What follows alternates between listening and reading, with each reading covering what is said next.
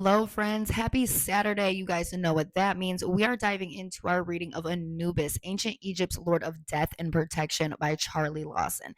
And I've said it once, I'll say it a million times. You guys, I love this book.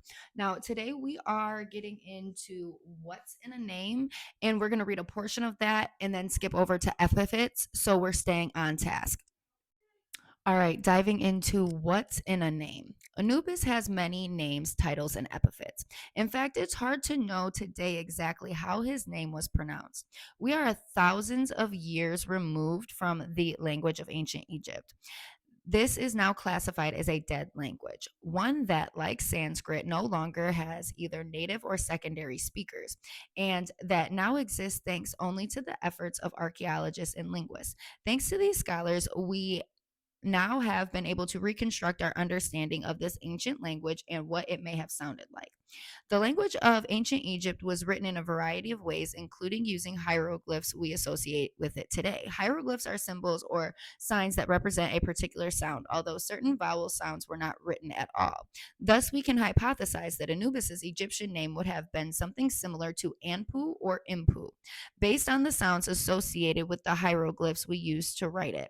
Although these symbols are difficult to interpret exactly, it's thought that the name may possibly mean royal child, prince, puppy, or even decay.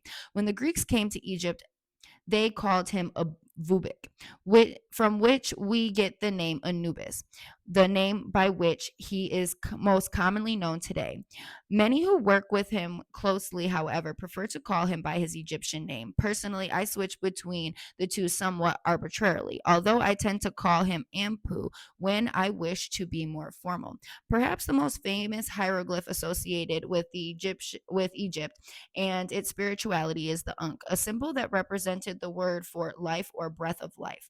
It looks sort of like a cross with a loop on the top, although it is thousands of years older than the cross used in Christianity. The Ankh represented the cycles of life, immortality, rebirth, and the afterlife.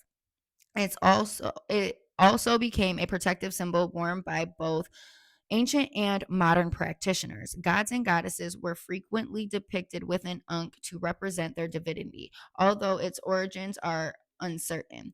It is thought perhaps to be derived from the intersection of water, air, earth, and the sun, and the in between spaces that provide the foundations of life. And that is our portion today, friends. The rest of this section just kind of gets into the language and the finding of the Rosetta Stone and that breakthrough for being able to understand hieroglyphs, right? So we will be coming back next week, of course, with more of our reading and more of our understanding. If there is anything that you want to drop in the comments about Ampu, go ahead. I'd love to have a discussion. Only people that are like actually have love for him or are curious. Anyone else will be blocked, of course. And as always, I love you guys.